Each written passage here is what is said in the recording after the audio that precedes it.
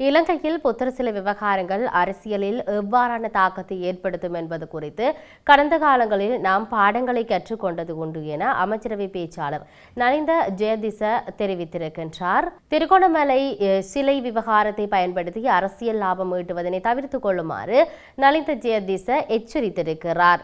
எனவே இந்த சிலை விவகாரத்தை பயன்படுத்திக் கொண்டு அரசியல் கனவுகளை நிறைவேற்றும் நோக்கில் மக்களை அணி திரட்டுவதற்கு அரசாங்கம் இடம் அளிக்காது என அமைச்சரை பேச்சாளர் தெரிவித்திருக்கிறார். நமது நாட்டில் புத்தர் சிலை ஒன்றை சேதப்படுத்துவதன் மூலம் ஏற்படக்கூடிய கலவரம் எவ்வளவு பாரதூரமானது என்பது நாம் வரலாற்றில் கற்றுக்கொண்ட பாடமாகும்.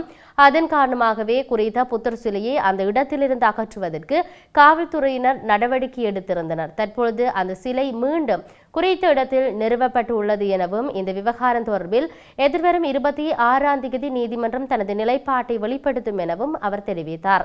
எதிர்வரும் 26ஆம் தேதி நீதிமன்றம் எவ்வாறான நடவடிக்கை எடுக்கும் என்பதை அரசாங்கம் என்ற ரீதியில் நாம் எதிர்பார்த்து காத்திருக்கின்றோம்.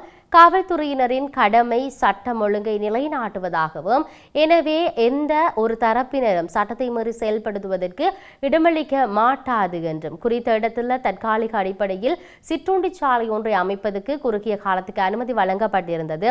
சில நிபந்தனைகளுடன் இந்த அனுமதி வழங்கப்பட்டிருந்தது. பின்னர் அந்த சிற்றுண்டி சாலையை உடைத்து அகற்றுவதற்கு உத்தரவு பிறப்பிக்கப்பட்டுள்ளது. இவ்வாறான ஒரு பின்னணியிலேயே குறித்த புத்தர் சிலை அந்த இடத்தில் நிறுவப்பட்டிருக்கிறது என நலிந்த ஜெயதிச தெரிவித்திருக்கிறார். இதையும் தாண்டி தமிழர்கள் அரசாங்கத்தின் மீது கொண்டுள்ள நம்பிக்கையை பாதுகாத்துக் கொள்ள வேண்டும். திருகோணமலை சம்பவத்தை அரசாங்கம் முறையாக கையாள வேண்டும்.